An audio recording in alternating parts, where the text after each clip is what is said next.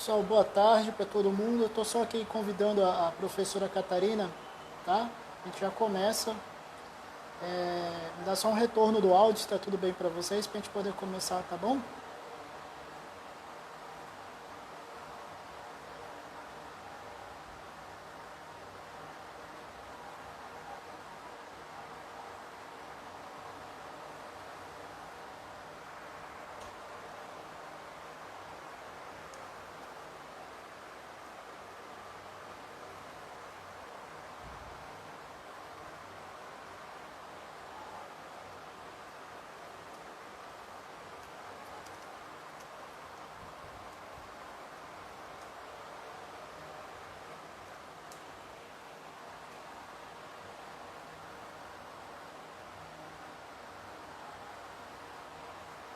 Ok.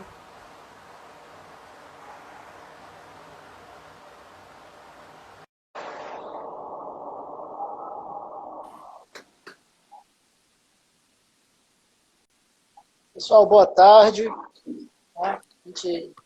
Mais um, a gente está aqui no segundo dia da 21ª semana de Defesa da Educação, promovida pela CNTE e pelo Sindicato dos Trabalhadores em Educação. Hoje, a gente está com a participação da professora doutora Catarina Almeida, da UNB, que é a professora pesquisadora, né, sobre educação à distância, e também é parceira da educação pública, da campanha em defesa da educação, uma parceira dos movimentos sociais, né, e da defesa dos trabalhadores e das trabalhadoras. Primeiro, obrigado, professora. A gente está muito satisfeito e muito feliz em contar com a sua presença aqui na nossa live. A gente queria só aproveitar e agradecer todo mundo que está vendo a gente, já pedir para compartilhar e convidar mais gente para acessar, que assim, é um tema fundamental para a gente nesse período de pandemia, principalmente para nós, que somos de educação pública básica, né, que estamos sofrendo muito no nosso cotidiano com isso. Obrigado. Boa tarde a todos que estão nos acompanhando. Vocês estão me ouvindo direitinho? Sim. Estão me ouvindo bem? Vocês estão Eu me estou ouvindo ouvindo? bem. Ah, tá. Então, boa tarde, o prazer é meu. Eu agradeço muito aí o convite. E eu acho que a gente tem aqui um tempo legal, né, para a gente fazer um bom debate. E espero contar aí com a participação de todos, né, com compartilhamento. Faz tempo que eu não vou em Alagoas, né? Acho que a última vez que eu fui em Maceió foi exatamente numa atividade ali com o Já, Cinchal. já está convidado. Eu adoro Maceió, né? Amo de paixão. E assim como o estado como um todo, com paisagens belíssimas e pessoas maravilhosas de luta, de garra. Então eu acho que a gente tem aqui um bom momento para a gente fazer um bom debate sobre esse momento que a gente está vivendo, que não é só uma questão séria para a educação, mas para a saúde, né, para a população brasileira como um todo. E debater a educação nesse momento de pandemia é fundamental, né? Ainda mais pensando aí a nossa educação básica, os nossos estudantes, os nossos profissionais da educação, que é muito importante a gente termina debatendo muito mais a situação dos estudantes, deixando um pouco de lado a situação dos profissionais da educação, né? E eu acho que isso vai ser um momento importante para a gente fazer isso. Certo, professora, obrigado. Pessoal, obrigado pelo retorno aí do áudio. Tá? A gente percebeu que o áudio está ok, então a gente já pode começar. O nosso tema de hoje é AD problema ou solução, né? Se a educação à distância é um problema ou é uma solução.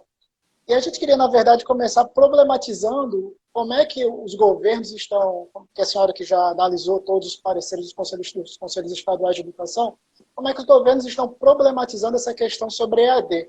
Né? O que é EAD nesse contexto, o que é educação online nesse contexto novo que a gente está vivendo, porque elas se confundem muito nesse processo. Né? As pessoas não sabem se estão praticando EAD, se estão praticando educação online, o que está acontecendo no dia a dia nosso. É interessante imaginar que como que a educação online não pode não ser educação à distância, né? É esquisito isso. Mas assim, eu acho que essas são questões importantes, Lucas. Por quê? Porque, na verdade, a gente está lidando com um momento não planejado no Brasil e a educação tanto pode ser solução como problema, dependendo do uso que se faz da modalidade. Então, eu sempre gosto de dizer que o problema não é a modalidade, mas o uso que se faz da modalidade. Então, para a gente começar a entender, né, o que é educação à distância?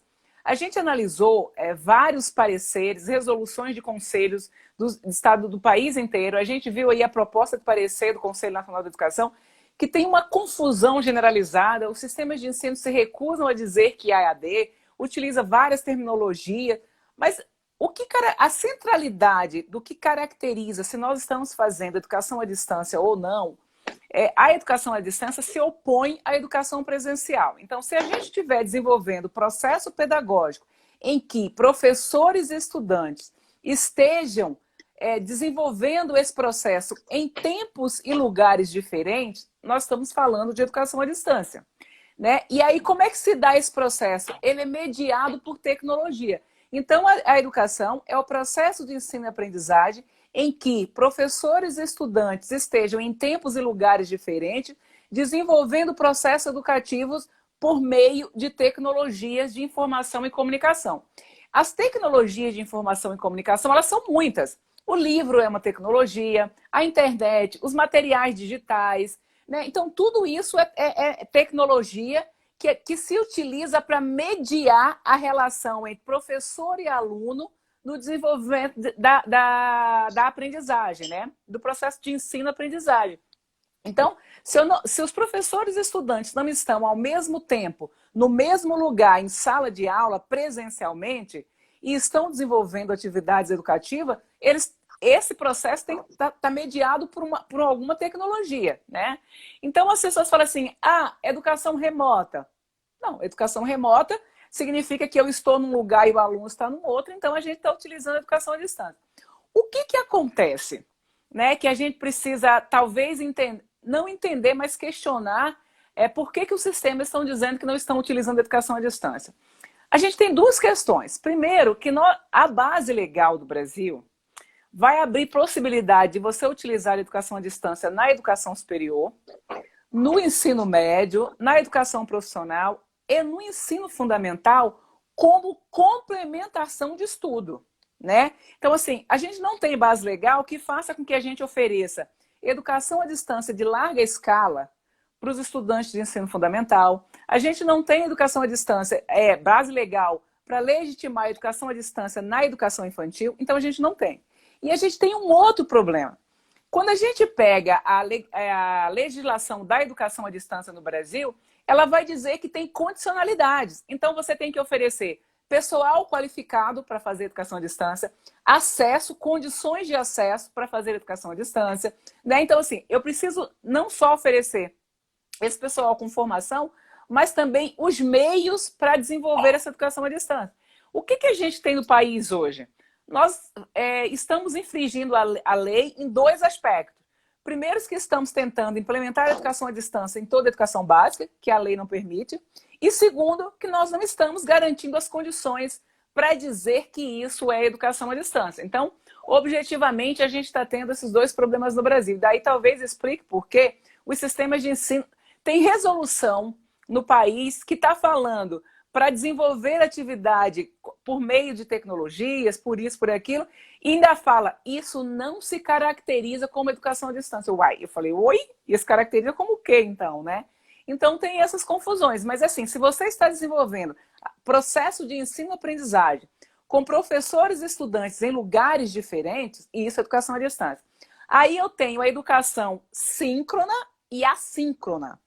A educação à distância síncrona significa que professor e aluno estão em lugares diferentes, mas estão interagindo ao mesmo tempo, que é o caso da aula online ao mesmo tempo, a webconferência, esse tipo de coisa. E tem a assíncrona, que é quando esse professor prepara material, disponibiliza num ambiente virtual de aprendizagem e que esses alunos têm espaço, têm acesso a esse material em tempos diferentes. Então, na educação à distância assíncrona, eu não preciso que estudantes e professores estejam juntos online ao mesmo tempo. Então, a educação síncrona só é possível você desenvolver se for online ou por webconferência. Lógico que eu vou utilizar online também sem estar ao mesmo tempo, né? Eu disponibilizo lá e fica online. Só que quando os professores estão no mesmo horário interagindo diretamente com o estudante online, e isso é um processo de educação à distância síncrono, né? As webconferências, os chats, tudo isso caracteriza a educação online síncrona, né? Já os fóruns de bate-papo, que você coloca as coisas lá e as pessoas vão respondendo no seu tempo, e isso caracteriza uma ferramenta de educação à distância assíncrona, ou seja, não estão sincronizados ao mesmo tempo professores e alunos. Certo? Porque, na realidade, nós vivemos um momento tão complexo que aqui em Alagoas, às vezes a gente está vivendo uma realidade assíncrona e síncrona tudo ao mesmo tempo. Né? Porque é a falta do que a senhora estava falando, da formação para o processo da educação à distância.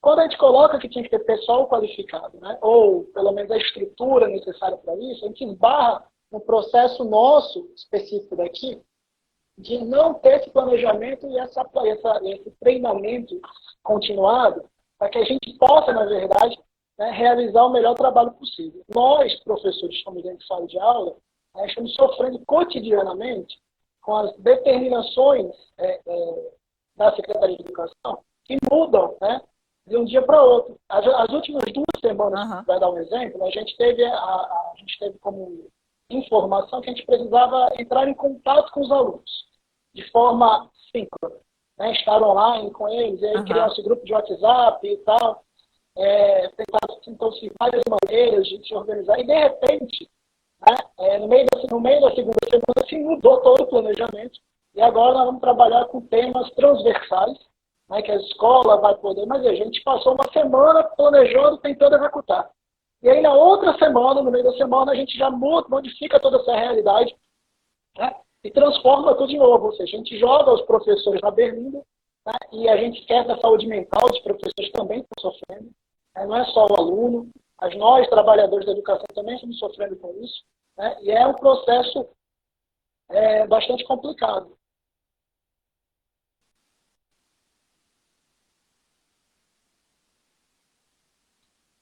Acho que o Lucas está com probleminha na conexão.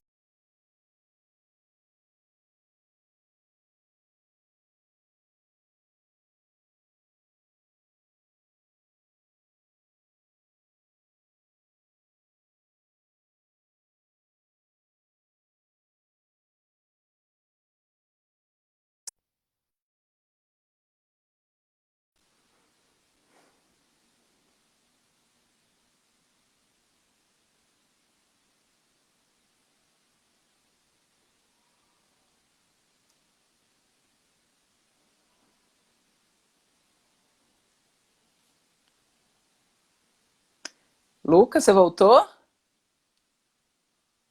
Oi, você voltou?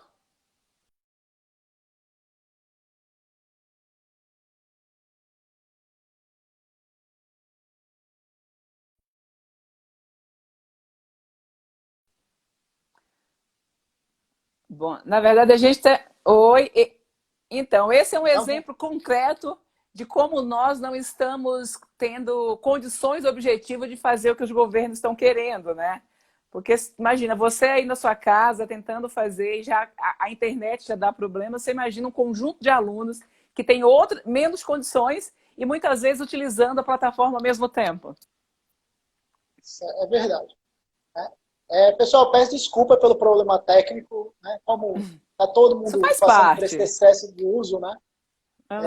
Eu acabei não conseguindo escutar a resposta da professora por completo. Não, na verdade, nem a sua pergunta foi complementada. Falhou antes de você terminar de falar, na verdade. Então, estava só para concluir, então, a questão de como é que as secretarias em específico aqui de Alagoas, mas não conseguem nem organizar o planejamento para esse tipo de aula, esse novo formato de aula.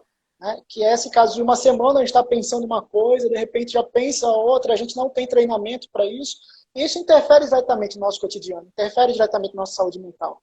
Eu estava falando da saúde mental do professor, como é que ela está no dia a dia, como é que essa falta de um planejamento, de um treinamento, de um planejamento continuado, de uma formação continuada, acaba fazendo com que nós, professores, soframos todos os dias essa pressão psicológica de ter que fazer o melhor, de ter que conseguir, ter que dar um retorno para o aluno, sem a gente nem mesmo saber o que está fazendo.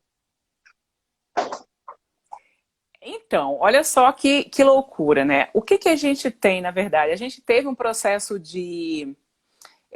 entrou num processo de emergência, né, com a questão da pandemia, e suspendeu as aulas, o que precisa ser feito realmente, porque por conta da questão da segurança e da vida. E essa deveria ser, na verdade, a nossa prioridade primeira, a manutenção da vida, né? Garantir que as pessoas tenham saúde, que as pessoas estejam se alimentando, olhar a questão das crianças, dos adolescentes, das jovens e dos jovens, das mulheres, que estão, por exemplo, que está subindo muito a violência doméstica, a questão do trabalho infantil. Então, tem questões anteriores ao calendário letivo específico que a gente precisaria ver. E aí, quando a gente imagina, quantos estudantes tem aí no estado de Alagoas? O número das redes, Então, assim, no agora geral, é por cima. mais de 100, eu tinha esse dado, eu tinha acabado de anotar esse dado aqui. Eu dou já para a senhora. Mas é acima de 100 mil. Acima de 100 mil. Então, você imagina o que é todos os professores, nas condições que têm, nas condições das escolas, na infraestrutura que as escolas têm, nas condições de vida de professores e estudantes, tentam lidar no dia a dia com esse estudante em sala de aula. Grande parte dos nossos estudantes tem a sua principal refeição na escola, a escola como lugar, apesar da infraestrutura, mais adequado para o processo de ensino-aprendizagem, né? 180 mil, alguém colocou aqui, 180 mil estudantes. Pensa o que é isso. Então, a gente tem de crianças pequenininhas até o ensino médio, passando por educação de jovens adultos. Então, os professores lidam com isso o tempo inteiro. Em escolas que não têm laboratórios, que não têm infraestrutura, a infraestrutura é mínima possível, e aí, do nada, você vai pegar 180 mil alunos e oferecer educação à distância. É óbvio que isso não vai dar certo. Não vai dar certo porque os professores não têm formação e nem trabalharam com essa questão. Não vai dar certo porque o sistema de ensino não consegue ter infraestrutura para oferecer para os professores. Não tem como dar certo porque montar esse processo como um todo significa que você precisa reunir equipes para desenvolver materiais específicos. Não é você jogar material em sala de aula. Aí você dá aula, em sala de aula você está lá interagindo com o aluno, ajudando ele na tarefa, escrevendo no quadro, usando o livro. Em casa, você não tem infraestrutura para fazer isso. Você não sabe e não tem os equipamentos técnicos para fazer isso. Aí você manda as atividades para os estudantes. A gente vai olhar a formação dos familiares dos nossos estudantes, a maioria tem baixa escolaridade. E quando tem uma boa escolaridade, não tem experiência em ser professor. Então, assim, tá na cara que não vai dar certo. Tá na cara que a gente precisaria cuidar de outras questões antes de entrar nisso. Aí o sistema de ensino entra nessa. Vai continuar calendário letivo, vai só oferecer atividades complementares, vai tudo. Então, tá todo mundo tentando fazer resolver o problema no meio da pandemia, no meio das questões. E aí eu acho que falta dos gestores, antes de tomar as decisões, fazer um bom debate com aqueles que vão colocar a proposta em prática, que são os professores. Precisa ter gestão democrática nesse processo, precisa discutir as condições, precisa pensar políticas a partir do perfil, da realidade, dos dados dos seus estudantes. Então, se o Estado levanta dado e olha, por exemplo, é possível saber disso. Qual é o percentual de acesso? Não é de computador, de celular. Ninguém faz educação à distância na tela de um celular. É preciso ter internet banda larga, é preciso ter computador e é preciso ter ambiente favorável para o desenvolvimento do processo de ensino-aprendizagem. O que nós não temos. Porque assim, se a gente levar em consideração que 25% a 26% dos urbanos não têm acesso à banda larga, né, e 50% dos moradores da zona rural não têm acesso à banda larga, na verdade a gente inviabiliza qualquer processo, porque esses 25%, na verdade, eles são a maior parte, a maior gama dos educandos, dos alunos da educação da pública, escola pública básica, da escola pública, né? Então, e no não... interior isso consegue ser pior ainda. Não, e você não junta só a falta de acesso. Tem falta de comida, tem estresse em casa, tem muita gente disputando o mesmo espaço. Então, assim, você não tem em casa um processo, um espaço favorável para desenvolver essa coisa de professor na sua casa, aluno na sua casa, estudando. Tem um que está assistindo televisão, tem outro que não tem televisão, tem um gritando comida, tem outro... Gente, essa é a realidade das famílias no momento normal. Nesse momento que estamos todos sob estresse, essa questão piora. Então, por isso que eu sempre digo, olha, é importante pensar atividades para manter os estudantes, né, pensando a realidade que nós estamos vivendo?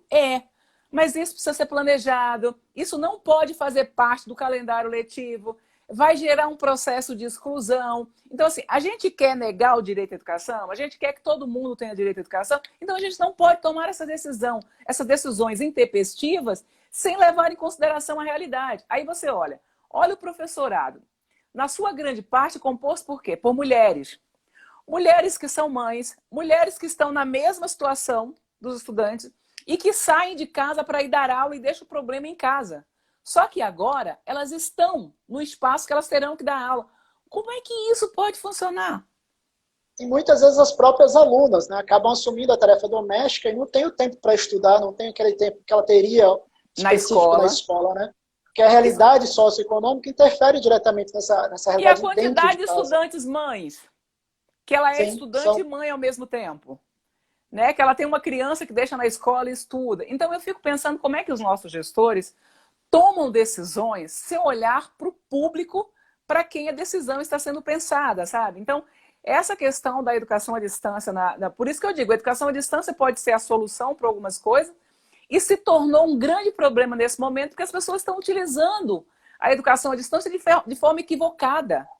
Isso não é, assim, eu estou utilizando a modalidade à distância, sim, só que de forma imprópria, né? Então a gente está acabando com as possibilidades que a modalidade nos traz. É isso que nós estamos fazendo, na verdade, sabe, Lucas? Então, professora, não, pode terminar, que o Thiago Santos não, fez uma pergunta. Eu concluí. Não, é ótimo, ele faz que eu vou falando, pode fazer. O Thiago perguntou e se existissem as condições, como seria?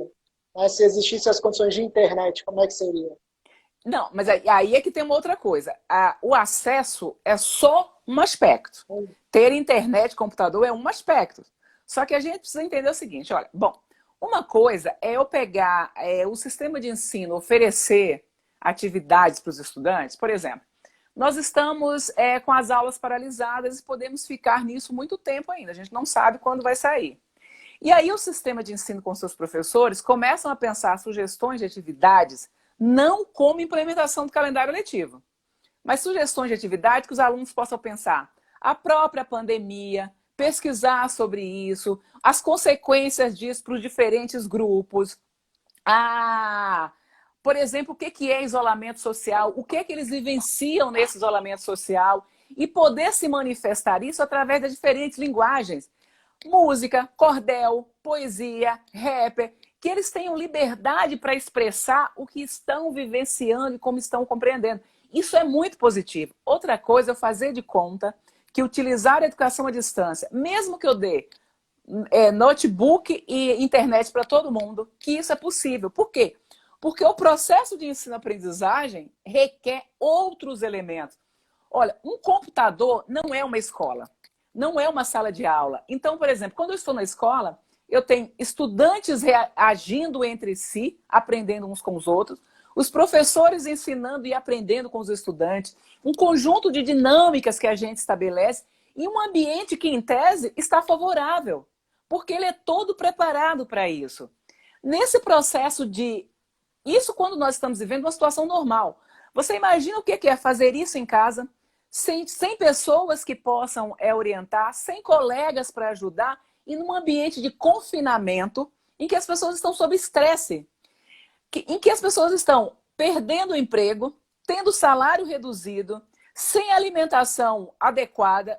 Gente, não tem como dizer que esse ambiente é um ambiente que vai garantir com que todos aprendam. Como é que você pensa isso na educação infantil?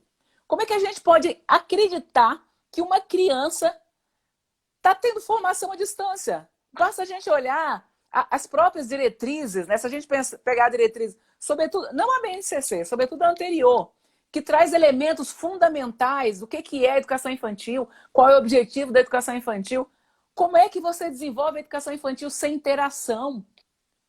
Isso é impossível. Como é que eu posso achar que na tela de um computador uma criança se desenvolve? Como é que eu acho que eu vou passar orientação para os pais e que os pais vão conseguir fazer o que os professores fazem? Assim eles não seriam pais, seriam professores. Aliás, nem sempre o bom professor na escola é o bom É professor o do bom seu ponto. filho. Não, Verdade. porque assim, a forma como o filho se relaciona com o professor e como se relaciona com o pai e com a mãe é diferente. Então, muitas vezes, há essa dificuldade. E há essa dificuldade no momento de muita peculiaridade, que nós estamos confinados, está todo mundo estressado, ninguém quer ficar preso e é obrigado a ficar em casa. Então, gente, a gente precisa pensar ações. O sistema de ensino tem que abandonar a discussão da educação nesse momento? Jamais. A gente precisa preparar professores e estudantes nesse momento para voltar. Porque a gente não vai sair do isolamento social e o problema vai desaparecer. O isolamento social está sendo um problema, mas depois dele nós teremos problemas maiores. Problemas de que o vírus a pandemia pode voltar se a gente não cuidar, então precisa ter elementos de segurança. E para isso, professores e estudantes precisam entender o que é isso. Nós vamos ter problemas sociais, econômicos, políticos seríssimos. E que professores e estudantes precisam estar preparados para lidar com esses momentos. Então, a gente vai lidar. Nós vamos voltar para as escolas com muitos estudantes que perderam seus entes queridos nesse momento. Professores que... Eu posso ter professores que não vão voltar para a escola porque podem ter morrido nesse negócio. Então, assim, nós vamos ter um processo, e eu espero que pós esse momento, a escola, inclusive, se repense. A gente começa a repensar o que é currículo. Currículo é essa aplicação de conteúdos estritos que se pede nos processos de avaliação, ou a educação é aquilo que a gente sempre diz, precisa ser para a vida. Se ela for para a vida, a nossa vida não pode ser a mesma, a nossa escola não pode ser a mesma. A gente vai ter que repensar as relações escolares, o que é essa escola, como é que a gente desenvolve essas questões. Do contrário, nós não teremos aprendido nada. A gente vai ter que pensar, por exemplo, que a pandemia ela está atingindo grupos de forma diferente, de acordo com a sua condição socioeconômica, do local que mora, como é que é atendido. Então, tudo isso é impacto. E se a gente não pegar esse momento e servir para repensar, não é só a escola, a gente precisa repensar a própria vida, as relações Professora, humanas. sim. Isso, na verdade, o que nos parece muitas vezes é que as secretarias estão muito mais preocupadas em garantir os dias letivos que garantir uma nova formação, um novo ponto de vista, um novo olhar para a educação pós-pandemia. Né? Para nós, particularmente aqui de Alagoas, nós estamos sofrendo isso no cotidiano, que nós estamos fazendo esses experimentos sem ter a certeza se isso vale ou não como dia letivo, se conta ou não. Né? Então, esse processo dessa nova estruturação, né, inclusive em todas as redes, que é para garantir o salário dos professores, ou dando uma ação para eles durante esse processo, em vez de dar uma formação, um processo, um desenvolvimento, na verdade, educacional, para que a gente possa voltar melhor, voltar reformado, voltar reorganizado, né? Nos parece que eles estão mais preocupados com o viés socioeconômico, ou melhor, só com o viés econômico, né? Que é esse alinhamento social do capitalismo, né? E principalmente essa questão das fundações que querem vender esses pacotes prontos, e que sinalizam para a gente a privatização da educação pública nesse próximo período.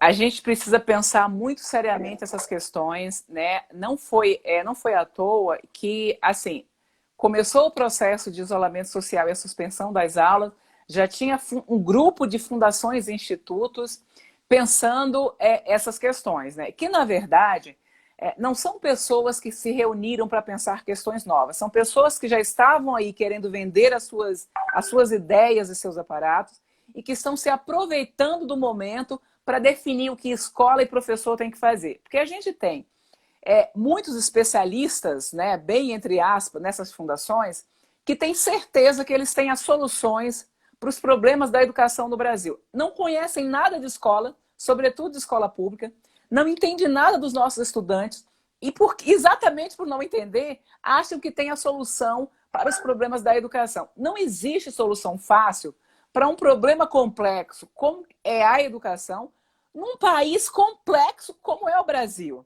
Né? Então, assim, essas fundações acham que tem a solução, pensam essa solução a partir dos seus escritórios, no ar-condicionado, né, na Avenida Paulista, aqui em alguns escritórios em Brasília, e querem dar solução para os nossos professores de ponta a ponta, num país que é tão, mas tão diverso, que nem calendário escolar a gente faz ao mesmo tempo. É impossível pensar isso no Brasil. Nós temos as escolas de cheia, nós temos lugares que a escola começa depois do carnaval, nós temos lugares que tem 30 dias de férias em julho, nós temos lugares que tem uma semana, nós temos lugares...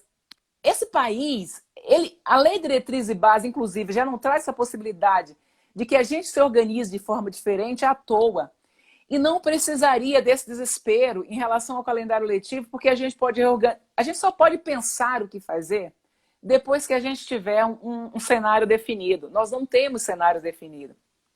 Essa preocupação, o sistema de ensino não deveria estar nem preocupado em relação ao salário de professor. No momento em que o governo precisa dar ajuda a quem não tem emprego, pensar que a Secretaria da Educação está preocupada se vai pagar ou não o salário de professor é um absurdo.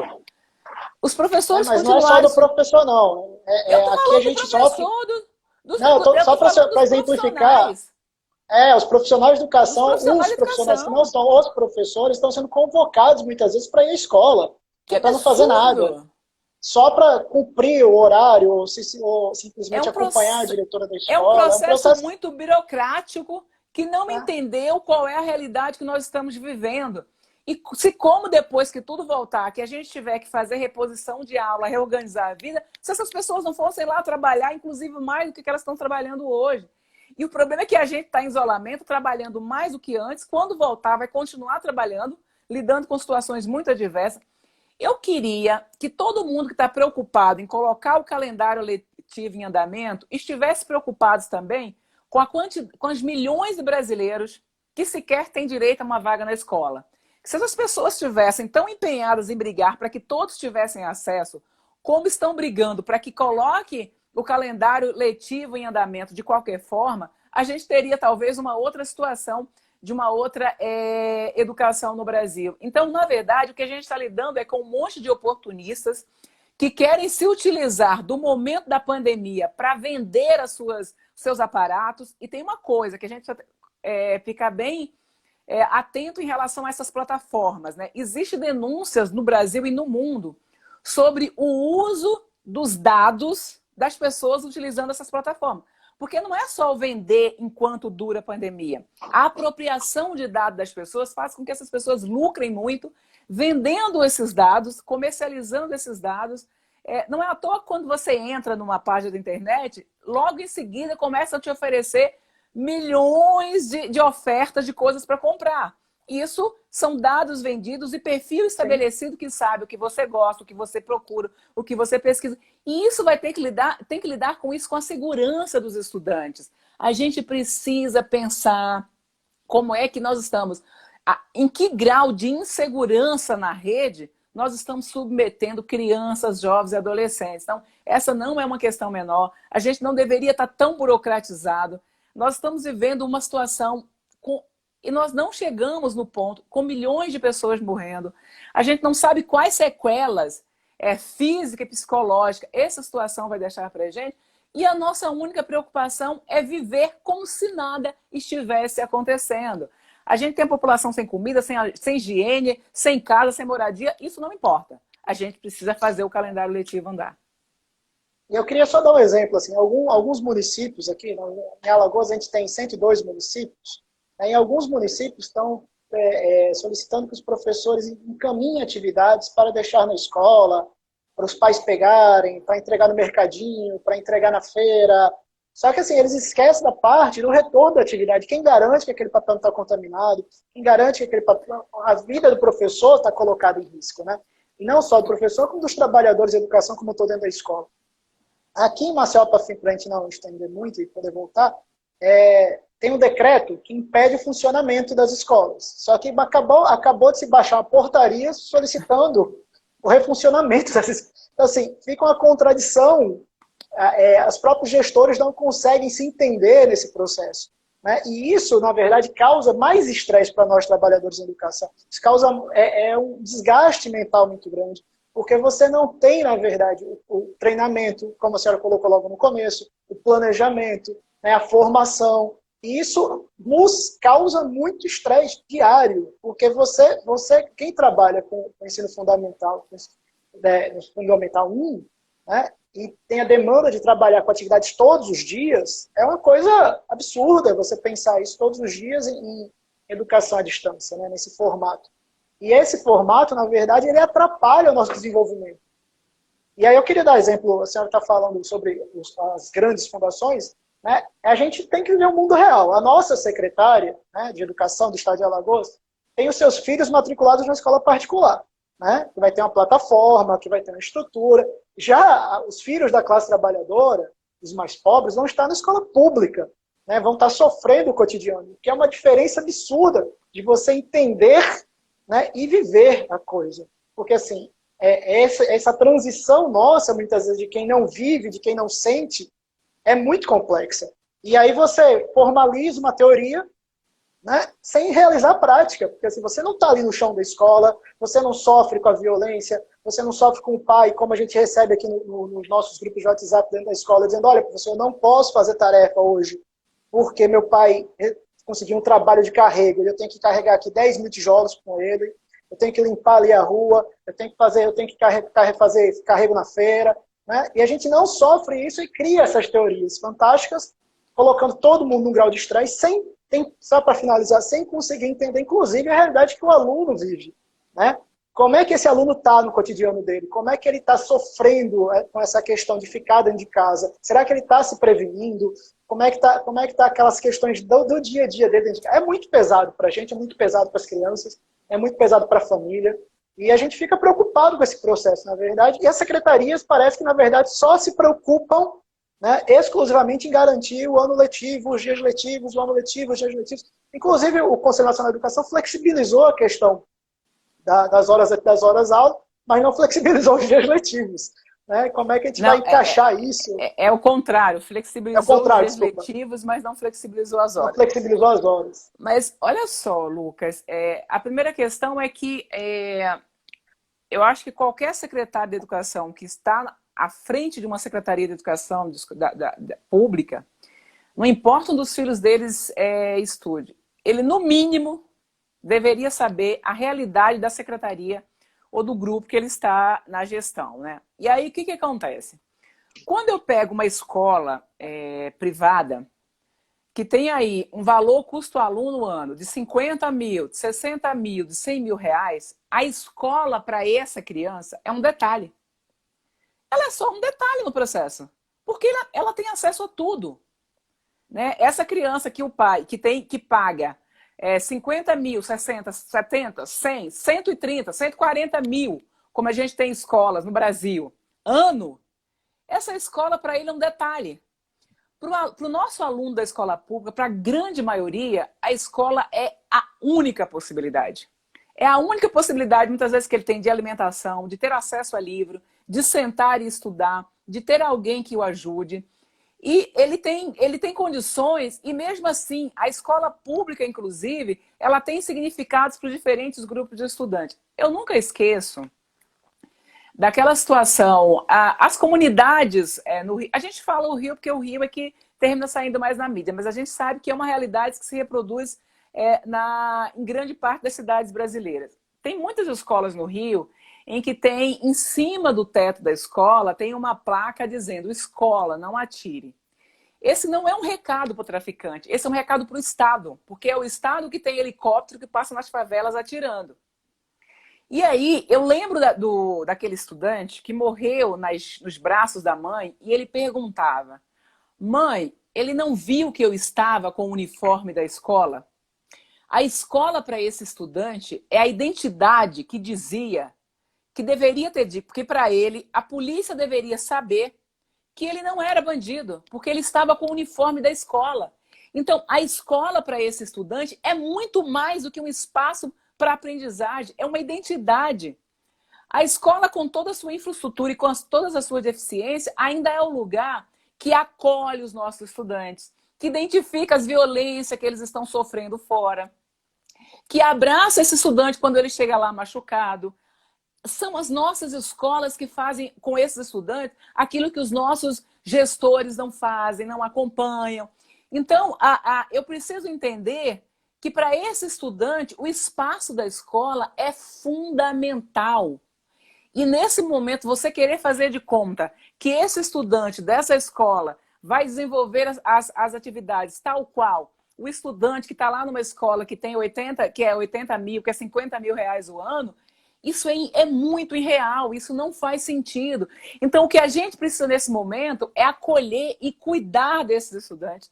É saber se eles estão tendo alimentação, se não estão sendo violentados. Ah, ótimo que tenha contato com seus professores, mas não com o estresse de colocar currículo em andamento, conteúdos estritos em andamento, que seja espaço de discussão, que seja espaço de pensar o cotidiano, que seja um espaço que eles possam falar, inclusive, das angústias e dos sofrimentos psíquicos que estão vivendo nesse momento, das violências físicas e psicológicas. E não... Porque a gente está fazendo, ao colocar o currículo em andamento com esses meninos e essas meninas, a gente está provocando mais uma violência, porque é mais um estresse para eles.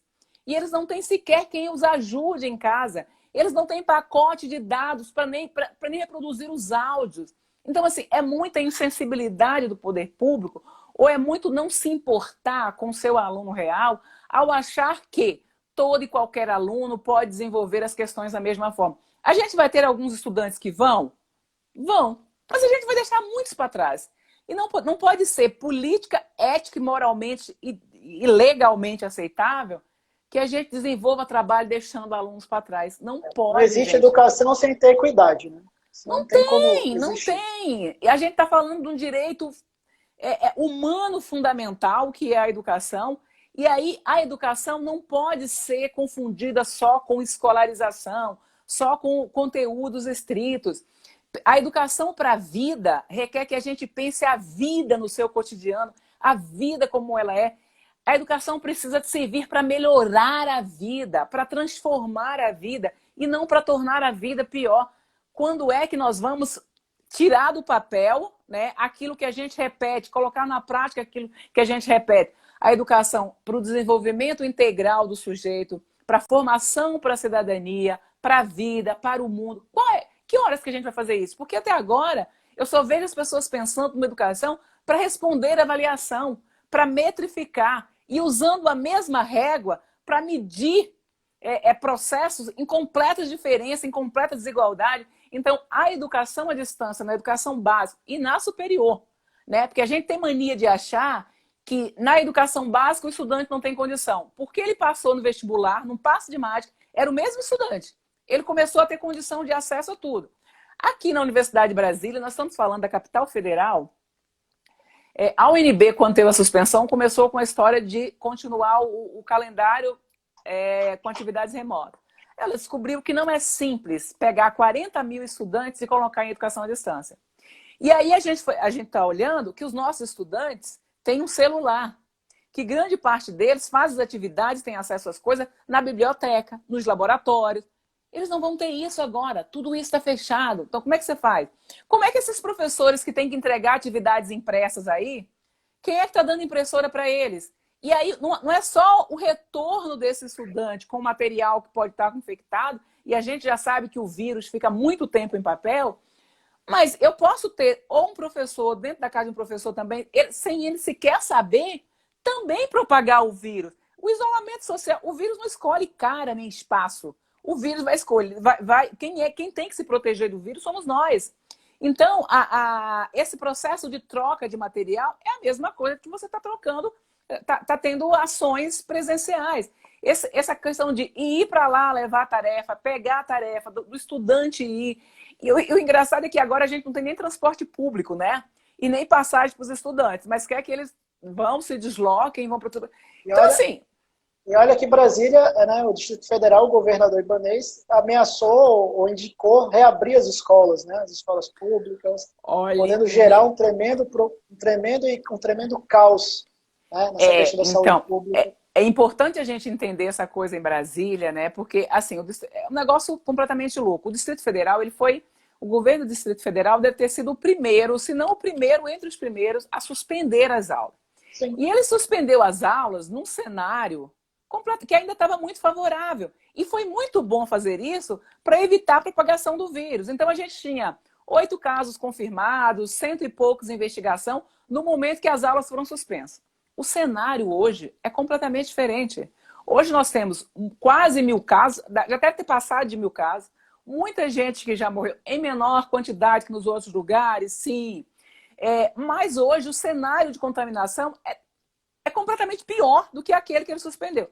Então, assim, eu ainda estou procurando informação. Eu e a torcida do Brasiliense, junto com a do Flamengo, da Corinthians, todo mundo. Entender o que faz com que o governador ache que pode reabrir as escolas. Essa ideia do governador saiu depois que ele teve uma reunião com o presidente da República, né? Porque o presidente da República saiu com uma ideia de reabrir as escolas militares, que são as escolas do bombeiro, da polícia e do exército. E aí conversou com o governador do Distrito Federal para abrir as escolas militarizadas, as escolas públicas que foram militarizadas aqui, né? 2 delas foi pelo PECIM, o Programa de Escola Cívico-Militar. E aí está tendo uma movimentação dos pais no sentido de dizer que as crianças não são cobaias, as famílias não são cobaias, que não tem segurança para isso. Aí agora ele veio com uma ideia de que a secretaria tem que apresentar um projeto em 10 dias para a reabertura das escolas. Eu falei, mas como? Isso porque saiu um decreto que a partir do dia 30 é obrigatório o uso de máscara. Se eu estou dizendo que é obrigatório o uso de máscara, é porque a gente tem um problema na cidade. E aí os casos em Brasília estavam concentrados nas áreas nobres da cidade. Plano Piloto, Jardim Botânico, Lago Norte, Lago Sul. E tinha poucos casos nas regiões administrativas, que são as áreas mais pobres, né? Agora não. O vírus está indo para aula mais... Reabrir as escolas agora é pedir para acontecer aquilo que não aconteceu no Distrito Federal até agora, que é um monte de casos ao mesmo tempo.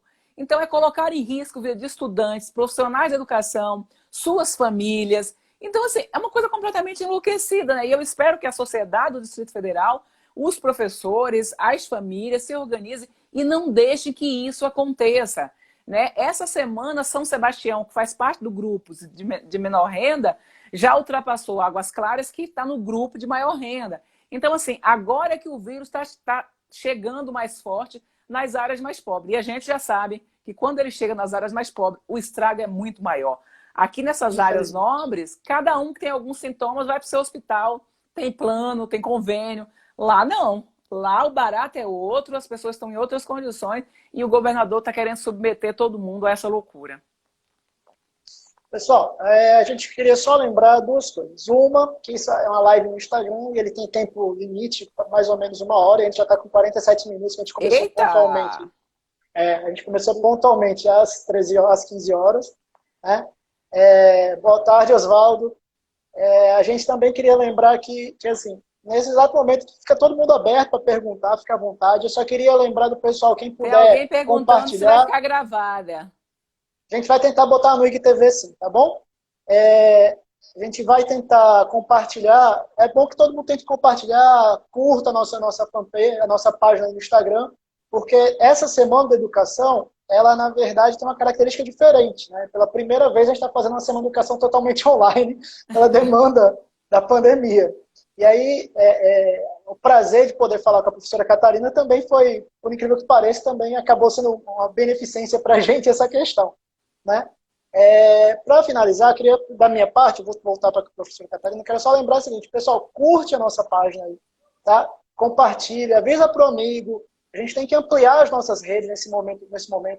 Segunda-feira, a gente está com um debate sobre Fundeb, também na Semana da Educação, tá? Só que aí vão ser nas outras plataformas, a gente vai estar fazendo no YouTube e no Facebook, então a gente está revezando as plataformas, para poder dar amplitude, que todo mundo tem acesso, né? Porque a gente não tem Facebook, a gente só tem Instagram, então a gente resolveu que ia fazer em multiplataformas. Né? E aí a gente está só divulgando, espero que todo mundo ajude a gente a compartilhar e divulgar, para poder voltar. Com tudo isso que a gente já comentou, eu queria só que a professora Catarina apontasse, enquanto a gente ainda tem tempo, porque eu acho que vai cair daqui a... Pode ser que caia enquanto a gente estiver falando, né? Eu queria só que a professora Catarina apontasse alternativas para esse período. Né? Quais são as alternativas concretas que a gente tem, que a campanha defende, né? Que vocês estão aí debatendo cotidianamente? Quais são as nossas alternativas para esse período? Então, a primeira coisa que a gente defende é a coisa mais importante para nós tem que ser a vida, né? Então, a vida precisa ser a questão mais importante. Então, cuidar da vida é cuidar da segurança, da alimentação, da saúde, de tudo isso. Pode desenvolver atividades com os estudantes nesse momento? Pode e deve, né? Planejar a partir da realidade, colocar em debate a realidade, pode e deve. Colocar calendário letivo para andar? Não, porque isso é processo de exclusão, né? Não é o meio mais adequado, sobretudo para a educação básica. As pessoas não vão ter acesso, grande parte dos estudantes vão ficar para trás se a gente não... E aí, na hora de colocar essas atividades, pode utilizar a Edna está pedindo para falar dos guias. Pode utilizar os mais diferentes materiais, né? Então, a própria página da campanha tem muitos materiais. A campanha está fazendo lives com temas diversos, que as pessoas, inclusive, podem mandar sugestões e fica gravado no YouTube da campanha. Então, pode acessar lá o YouTube da campanha, a página da campanha, campanha.org. E aí, a Edna me pediu para falar do guia, que semana passada a gente lançou um guia sobre educação à distância. A gente tem lançado guias no Covid, né? Então, a gente lançou 2 primeiros guias de orientação de proteção, inclusive de educação à distância. E aí, a gente está lançando agora sobre temas específicos. A semana passada, ou a semana retrasada, a gente lançou um sobre educação à distância, que traz conceito, essa confusão que as pessoas estão fazendo entre educação domiciliar, ou homeschooling, educação à distância e atividades complementares. Tem lá as resoluções, link para as resoluções de todos os conselhos estaduais de educação do país, de como é que estão as questões, as posições das entidades. Então, o guia está enxuto e, ao mesmo tempo, bem completo. Tem um tema, inclusive, sobre a segurança na internet. O que é que pode acessar, o que é que não pode. O debate que está acontecendo no mundo é sobre essas questões. E ontem a gente lançou um que é sobre as boas práticas de proteção à criança, que as crianças e adolescentes estão acontecendo no Brasil. Mas a nossa perspectiva é exatamente essa. Olha, agora a gente cuida da vida da forma melhor possível para voltarmos para o sistema de ensino com saúde física e psíquica. Quando a gente voltar e tiver um cenário definido, a gente constrói os calendários com a participação de toda a comunidade. Estão perguntando onde encontra o guia. É campanha.org.br. Essa é a página. Eu posso mandar o link também para o Lucas, e o Lucas jogar aí na rede para ter acesso. Mas tem o Insta da campanha também, que é arroba campanha, né?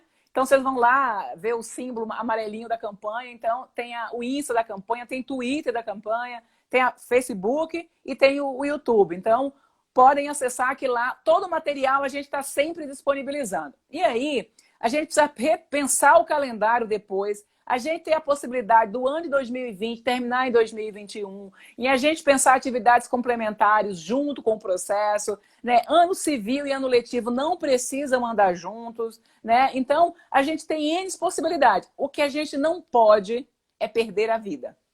Porque se a gente convida, o resto a gente resolve. O que é um ano letivo diante da finitude da vida? Se a educação é para a vida, eu não posso sobrepor a vida ao calendário letivo, ou sobrepor o calendário letivo à vida. Então, as nossas indicações agora vamos nos organizar para cuidar de todos, para voltarmos dessa vivos e o mais saudáveis possíveis, né? E a partir disso, a gente tem que construir coletivamente, de forma democrática, com a participação da comunidade escolar e local, né, na definição do novo calendário, como é que a gente vai fazer isso, quais são os horários possíveis, o que é que vamos trabalhar, reorganizar conteúdos, repensar tudo isso. A gente está defendendo que não tenha processos avaliativos no 2020, 2021, que essas provas que os sistemas têm que fazer aconteçam só depois, porque o que a gente precisa é que as pessoas tenham formação, tenham vida, tenham saúde. E eu acho que isso é o mais importante, é o mais fundamental. Professor, assim, só para completar, é interessante esse debate, porque nós, da rede pública, várias vezes fizemos greves gigantescas. Sim. Né, para garantir os nossos direitos, e a gente sempre conseguiu garantir o calendário escolar posterior a isso. Né? Então, assim, isso não é impossível de se realizar, as fórmulas, na verdade, já Muito pelo existem, contrário, né? muito pelo contrário. E o que nos parece é que os gestores é que estão numa necessidade infinita de garantir esse calendário com a justificativa de colocar as nossas vidas em risco, muitas vezes. E eu Né? acho que aí Muito complexo esse a debate. gente precisa se organizar, inclusive debater com as famílias, para ter as famílias juntos e mostrando que não é possível fazer dessa forma. Eu ouço muitos, eu recebo muitos áudios, né, e muitos depoimentos de mães. Eu não estou falando de mães carentes, não. Eu estou falando de mães da alta, que tem escola, tem aluno das escolas públicas, que está dizendo, não, eu não sou professor, não, eu não quero desenvolver, não, eu não quero submeter o meu filho a esse estresse, não. E as mães, inclusive essas que têm computador em casa, e os pais, estão em home office também. E aquele computador tem que ser disputado por todo mundo, aí o pai tem que sair. Não dá, gente, não é real. Então, assim, a gente tem que parar de achar que esse conteúdo escolar é a coisa mais importante num momento como esse. Não é. A China ficou 100 dias sem aula, voltou agora com cabines individuais, com kit de segurança. Onde é que nós vamos fazer isso? Quais são as condições que nós vamos fazer isso? É verdade, as condições são terríveis. Pessoal, só uma coisa. A nossa jornalista está pedindo que a gente encerre a live, né? Para poder deixar salvo no Stories com menos de 1 hora. Ah, tá. E aí, tá bom? Então a gente vai tentar deixar salvo no Stories aqui. A gente vai precisar encerrar. Eu queria só as considerações finais rapidinho da professora Catarina. Não, e, as minhas considerações são menos importantes. Tá. Eu só queria agradecer a 2 pessoas, inclusive queria que você pudesse também depois agradecer elas pessoalmente ou virtualmente, que é a Edna, que é da campanha, que é da diretora nossa, que indicou você, e a professora Mônica Caldeira, que é do Simplo da F, que também indicou o seu nome para a gente fazer um bom debate. Vou falar tá com bom? ela. Então, assim, quando puder, a gente agradece. Gente, beijo. Precisando, é só me chamar. Tô por aqui, pessoal, mesmo, tranquila. Também um abraço para todo mundo, beijo. Irene, eu sei que você está triste, a Irene está triste porque vai acabar, né? Mas foi uma experiência que a gente está fazendo aqui no Instagram, para a gente foi exitosa, a gente queria adorar, a gente queria agradecer todo mundo que participou, foi orgânico, 100 pessoas sempre aqui orgânicas. Pensa uma outra que seja no YouTube, alguma coisa assim, um horário à noite, que as pessoas possam participar. Então vamos deixar já combinado, durante essa semana a gente conversa, a gente faz uma sobre EAD, a gente faz no multiplataforma, que aí o tempo é maior. Pode ser? Tá. E aí, só lembrando que, assim, eu esqueci o que eu ia falar já, né? Mas, assim, que a gente, acho que à noite é bom, mas não muito ali no horário das 19 horas, costuma ter... Tem 28 segundos para encerrar, professora. Então tá, beijo, gente, tchau. Tá bom? Beijo, pessoal. Tchau, tchau.